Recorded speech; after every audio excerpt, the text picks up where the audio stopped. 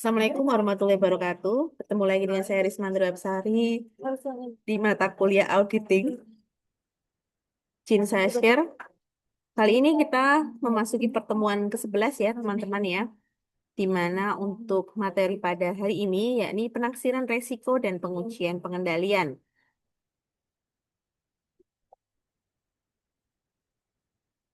Kemarin kita sudah membahas mengenai pengendalian internal. Kita selanjutnya membahas mengenai penaksiran resiko dan pengujian pengendalian itu seperti apa. Tujuannya pada pertemuan pada hari ini diharapkan teman-teman mahasiswa dapat mengerti dan memahami penaksiran resiko yang ada di dalam ruang lingkup auditor dan mahasiswa diharapkan mampu eh, memahami teknis dari pengujian pengendalian dari laporan keuangan itu sendiri seperti apa.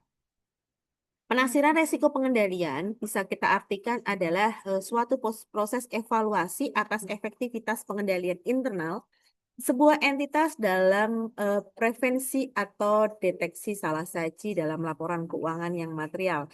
Nah, ini ya berarti resiko penaksiran itu dalam pengendalian itu bisa kita katakan adalah suatu proses rangkaian evaluasi dan atas efektivitas dari pengendalian internal.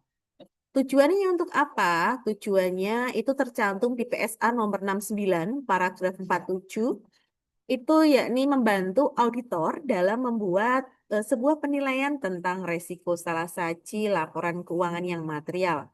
Nah, ini adalah salah satu tujuan dari adanya penaksiran resiko atas pengendalian. Penentuan resiko deteksi ini. Pengertian resiko deteksi. Dapat dilihat di layar bahwa resiko deteksi itu adalah resiko bahwa auditor tidak akan dapat mendeteksi salah satu eh, material yang ada di dalam suatu asersi. Itu adalah resiko deteksi. Kalau kita berbicara mengenai rencana resiko deteksi, itu artinya adalah dasar untuk penetapan rencana tingkat pengujian substantif yang ditentukan oleh auditor sebagai komponen keempat atau terakhir dalam penetapan strategi audit awal untuk suatu pernyataan. Jadi di sini ada yang namanya resiko deteksi sama rencana resiko deteksi itu teman-teman harus bisa membedakan. Kalau yang resiko deteksi itu adalah resiko bahwa auditor itu tidak dapat mendeteksi salah satu material. Kalau rencana resiko deteksi adalah dasar untuk menetapkan tingkat pengujian substantifnya yang ditentukan oleh auditor. Ini ya harus bisa dipahami ya antara resiko deteksi dengan rencana resiko deteksi. Di sini di layar sudah teman-teman lihat langkah-langkah dalam penaksiran resiko pengendalian. Yang pertama yakni mempertimbangkan hal-hal pemahaman dalam pengendalian internal terlebih dahulu. Setelah itu masuk ke tahap yang kedua yakni identifikasi potensi dari salah saji yang ada di dalam asersi itu seperti apa. Langkah ketiga yakni identifikasi pengendalian untuk prevensi atau deteksi dan koreksi salah saji. Yang keempat adalah uji pengendalian untuk menilai efektivitas rancangan dan implementasinya. Yang kelima adalah mengevaluasi bukti dan menilai resiko pengendaliannya. Jadi langkah-langkah dalam penaksiran resiko pengendalian itu ada 5 dari poin pertama hingga poin kelima. Di dalam SA audit atau standar auditor yang menyatakan bahwa adanya pemahaman tentang auditor yaitu PSA nomor 69 paragraf 19 ini mengidentifikasikan jenis membahas mengenai identifikasi jenis potensi dari salah saji itu sendiri. Lalu ada pertimbangan faktor-faktor yang mempengaruhi resiko salah saji yang material itu apa saja dan yang terakhir dibahas juga dalam PSA nomor 69, yakni merancang uji pengendaliannya itu apa saja. Selanjutnya kita akan membahas mengenai rencana resiko deteksi. Nih. Di layar nampak bahwa ada rumus dari rencana deteksi. Rencana deteksi, resiko deteksi itu adalah pembagian dari RA atau resiko audit dibagi dengan resiko bawaan dikalikan dengan resiko pengendalian. Ini adalah rumus dari resiko deteksi. Dalam menetapkan resiko pengendalian untuk suatu asersi, di sini teman-teman auditor perlu memperhatikan beberapa hal sebagai berikut ya. Jadi nanti kalau teman-teman sudah lulus dan hendak bekerja sebagai auditor, teman-teman juga harus memperhatikan resiko pengendalian dari suatu asersi apa saja yang harus teman-teman lakukan sebagai seorang auditor. Yang pertama adalah mempertimbangkan pengetahuan yang diperoleh dari prosedur-prosedur untuk mendapatkan pemahaman tentang pengendalian yang berhubungan dengan asersi yang telah dirancang atau yang telah dilakukan oleh pihak manajemen perusahaan. Jadi, asersi tersebut sudah dioperasikan ya, atau sudah dirancang oleh pihak manajemen perusahaan. Selanjutnya, mengidentifikasi salah saji yang potensial yang dapat terjadi dalam asersi perusahaan. Seorang auditor itu harus mengidentifikasi salah saji potensial. Apabila sudah menganalisa laporan laporan keuangan, teman-teman auditor itu harus mengidentifikasi salah saji yang terjadi di dalam asersi perusahaan tersebut. Selanjutnya, teman-teman auditor harus mengidentifikasi pengendalian yang diperlukan, yang diperkirakan akan mampu untuk mencegah dan mendeteksi salah saji itu apa saja. Nah, ini ya. Selanjutnya akan melakukan pengujian pengendalian terhadap pengendalian yang diperlukan untuk menetapkan efektivitas rancangan dan pengoperasiannya bagaimana itu juga perlu dilakukan oleh seorang auditor. Selanjutnya yakni mengevaluasi bukti dan menetapkan resikonya itu apa saja. Auditor dapat mengidentifikasi pengendalian yang diperlukan, yang diperkirakan dapat mencegah dan atau mendeteksi salah saji potensial tertentu, bisa menggunakan perangkat lunak komputer atau secara manual ya. Kalau sekarang saya rasa sekarang sudah digital, jadi biasanya menggunakan perangkat lunak komputer ya. Dan pencatatan atau pengarsipannya juga sudah menggunakan perangkat lunak komputer ya. Kalau manual ditakutkan nanti memang ada apa ya kelalaian dari SDM-nya tersebut karena menggunakan secara manual. Pengujian pengendalian. Pengujian pengendalian ini merupakan pengujian yang dilaksanakan terhadap rancangan dan pelaksanaan suatu kebijakan. Pengujian pengendalian ini digunakan untuk menilai efektivitas kebijakan dari prosedur pengendaliannya untuk mendeteksi dan mencegah salah saji material dalam asersi laporan keuangan. Itu diperlukan pengujian pengendalian. Ada 3 hal pokok yang harus dilakukan dalam pengujian pengendalian. Yang pertama adalah bagaimana sih cara pengendalian-pengendalian tersebut dapat diterapkan. Yang kedua, auditor juga harus memastikan sudahkah diterapkan secara konsisten sepanjang tahun di dalam perusahaan tersebut. Lalu yang ketiga, siapa yang menerapkan pengujian pengendalian tersebut. Jadi memang ada 3 hal pokok ya yang digunakan dalam pengujian pengendalian.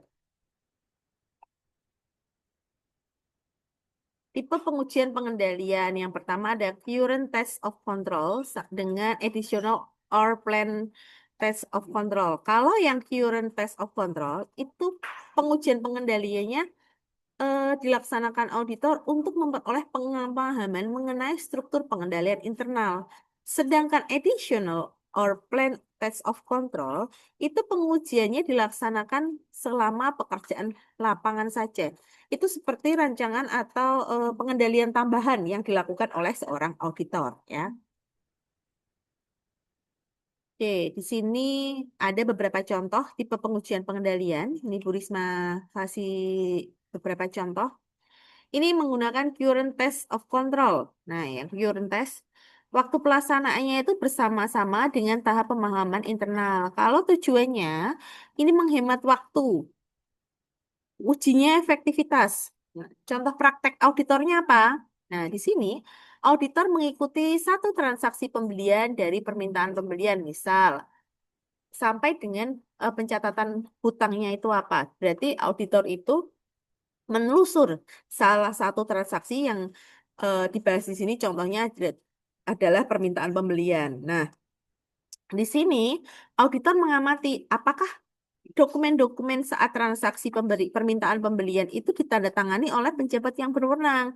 Misal ditandatangani oleh bagian gudangnya atau manajer keuangannya. Nah, jika tanda tangan atau otorisasinya sesuai prosedur, berarti pengendaliannya berjalan efektif. Apabila tidak, berarti pengendaliannya tidak berjalan dengan efektif. Nah, ini ada bisa dimasukkan ke dalam bukti audit yang akan digunakan oleh auditor di dalam laporan keuangannya nanti, ya, laporan keuangan yang sudah diaudit. Lalu yang kedua, tipe pengujian dengan additional atau plan test of control itu adalah pengerjaannya itu pada saat auditor itu melaksanakan pekerjaan di lapangan, ya. Di sini tujuannya apa? Memberikan keyakinan tambahan atas efektivitas pengendalian.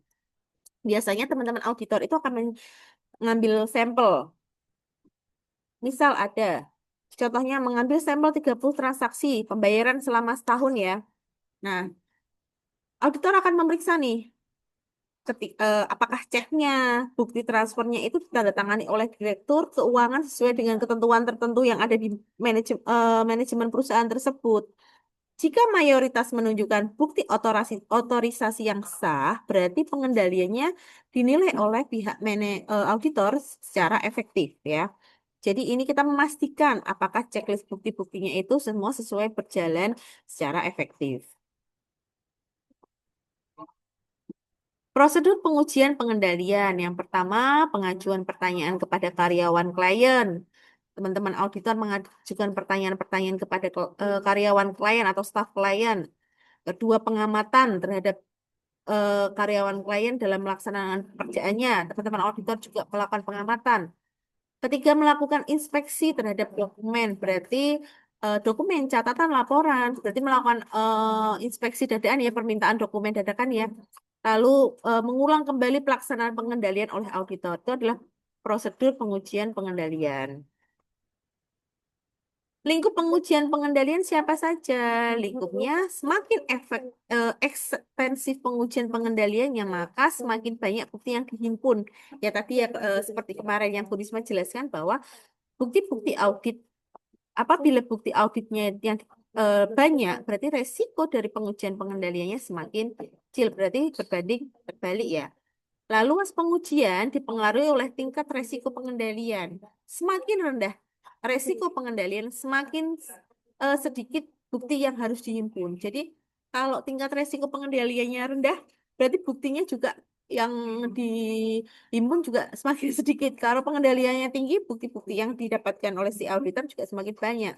Nah, untuk klien, lama lingkup dari pengendalian ini dipengaruhi dari penggunaan bukti pada saat audit sebelumnya. Nih, untuk klien ya. Jadi, bisa ada dokumen-dokumen di tahun sebelumnya atau pada audit sebelumnya yang dapat dijadikan ruang lingkup dari pengendalian atas klien atas perusahaannya.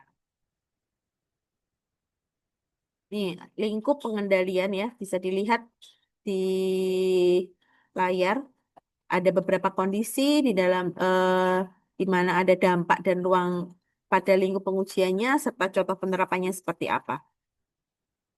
Lingkup pengujian pengendalian. Teman-teman bisa lihat di layar bahwa sudah ada diagram mulai dari penilaian awal resiko pengendalian, ada resiko tingkat resiko rendah dan tingkat resiko tinggi. Saya kasih sampel ya, saya kasih contoh untuk penilaian resiko pengendalian pada suatu perusahaan. Misal di sini ketika resikonya rendah, berarti pengujiannya terbatas, hanya mungkin sampel transaksinya lebih terbatas ya, 15 transaksi, lalu ada review dokumen. Setelah itu kesimpulan efektivitas pengendalian seperti apa yang nanti akan diungkapkan oleh auditor. Kalau tingkat resikonya tinggi, berarti apa? Pengujian ekstensinya sampelnya lebih banyak, berarti lebih dari 15 tadi, harus lebih dari 15. Lalu ada teknik wawancaranya, ada teknik analisa polanya. Auditor memantau semua itu. Lalu terakhir adalah kesimpulan efektivitas dari pengendalian itu sendiri. Di sini digarisbawahi, jika eh, resiko tinggi itu terbukti perluasan prosedurnya substantif. Apabila jika resikonya rendah, berarti kurangi prosedur substantifnya itu seperti apa. Nah, ini ya bisa teman-teman lihat di layar, ini adalah ruang ruang lingkup pengujian pengendalian itu seperti apa. Nih, saat pelaksanaan pengujian pengendalian, kapan sih? Pada saat yang pertama selama pekerjaan internal, yang kedua pada saat mendekati akhir tahun ini diperlukan ya pengujian pengendaliannya ya. Ini saat pelaksanakan pengujian pengendalian kapan? Periodenya biasanya akhir periode. Tujuannya untuk apa? Bisa untuk menguji efektivitas pengendalian dari beberapa periode. Ini ada keuntungannya apa? Kekurangannya apa? Ini sudah dijelaskan semua oleh auditor nanti di sini ya. Penentuan resiko pengendalian. Penentuan resiko pengendalian ini terkait dengan mengidentifikasi salah satu potensial yang dapat terjadi untuk asersi tersebut. Kedua, yakni mengidentifikasi pengendalian yang dapat mencegah atau mendeteksi salah saji. Ketiga, menghimpun bukti dari pengujian pengendalian apakah rancangan dan operasi pengendalian tersebut relevan dan efektif, sampai dengan menentukan resiko dari pengendalian itu sendiri. Nih ya, ini sudah Bu Risma rangkumkan penentu resiko pengendalian mulai dari langkah, tujuan auditor, dan contoh konkretnya di dalam proses mengaudit itu tuh apa. Ini Bu Risma jelaskan salah satunya. Misal, langkah yang ditempuh oleh seorang auditor ketika identifikasi salah satu potensial. Nah, tujuannya apa auditor melakukan identifikasi salah satu potensial? Yakni untuk memahami di mana dan bagaimana kesalahan atau kecurangan itu bisa terjadi pada suatu asersi. Jadi ini teman-teman auditor ini memahami dan di mana sih dan bagaimana adanya kesalahan atau kecurangan tersebut. Contohnya, ketika mengaudit akun proses pembelian. Kelengkapannya berarti apa? Pembelian sudah dilakukan, barang diterima, tetapi tidak dicatat sebagai hutang atau persediaan. Nah, ini juga salah satu penentu resiko pengendalian ya. Nih, asersi kelengkapannya dia ada barang yang diterima tapi tidak dicatat sebagai hutang ataupun persediaan. Bagian keuangannya tidak mencatat atau bagian gudangnya tidak mencatat ketika adanya proses pembelian tersebut.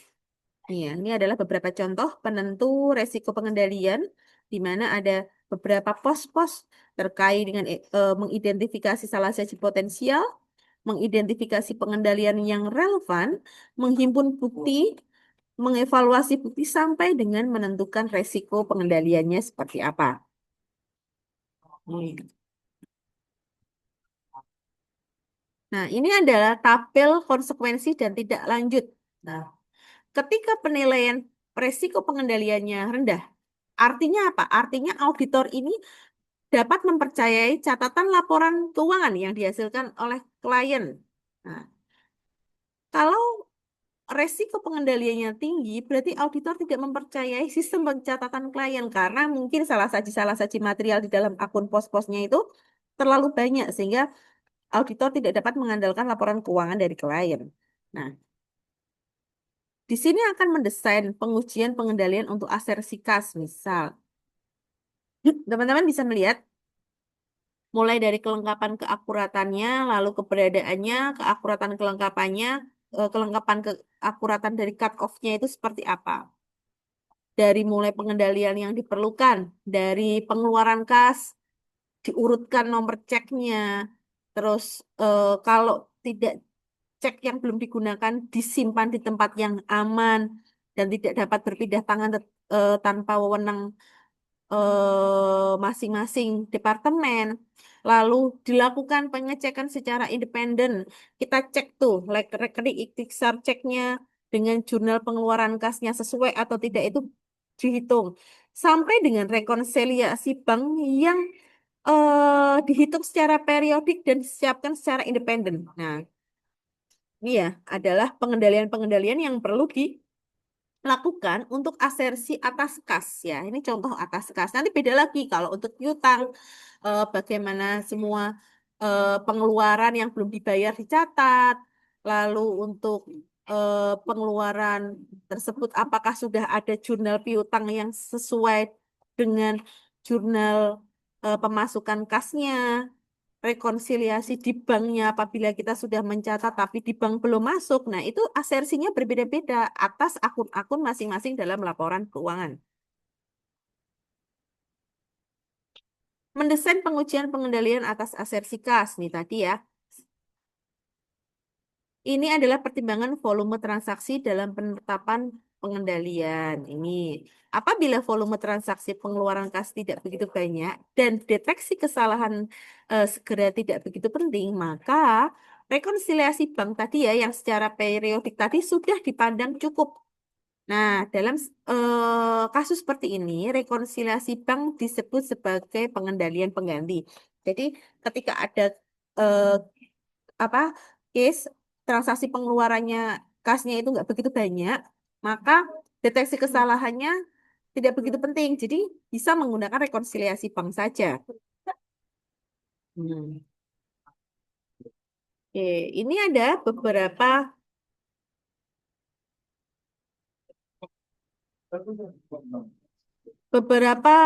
jenis pengujian pengendalian. Ini ada pengujian pertanyaan, observasi, inspeksi, reperform atau pengerjaan ulang. Dan yang terakhir adalah reperform ini ya.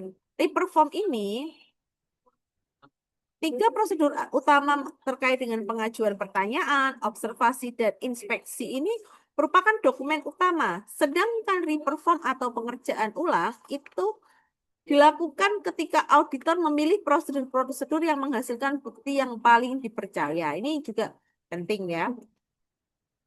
Nah, ini teknik audit. Teknik audit berbantu komputer. Ini meliputi penggunaan komputer secara langsung ya. Tadi kalau sekarang pakainya sistemnya Atlas ya. Biasanya itu pengumpulan datanya test of control sama substantif test. Lalu TABK ini teknik audit berbasis komputer ini melibatkan komputer atau software ya yang nanti akan dievaluasi. Selanjutnya, manfaat dari TABK sendiri ini menjalankan peran pengendalian internal yang signifikan, lalu terdapat senjangan jejak di audit yang signifikan juga.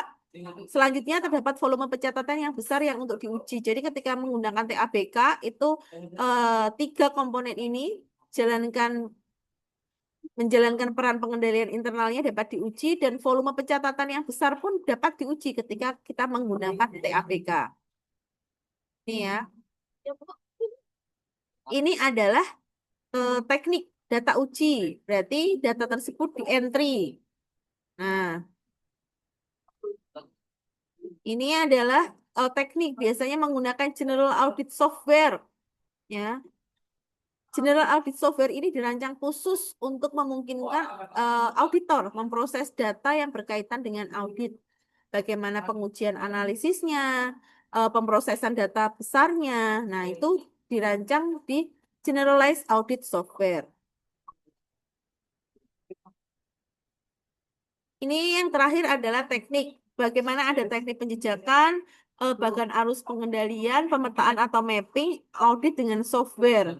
Nah, ini adalah beberapa teknik-teknik yang dilakukan oleh seorang auditor ya dalam eh, menerapkan penaksiran resiko dan pengujian pengendaliannya. Baik, teman-teman, kita hari ini sudah membahas mengenai materi dari penaksiran resiko dan pengujian pengendaliannya, mulai dari penaksiran pengendalian sampai dengan teknik-teknik yang dijalankan. Nanti apabila ada pertanyaan yang perlu ditanyakan, dapat menghubungi saya melalui siakat, WhatsApp grup, atau WhatsApp pribadi. Terima kasih, saya akhiri. Sampai bertemu di pertemuan selanjutnya. Assalamualaikum warahmatullahi wabarakatuh.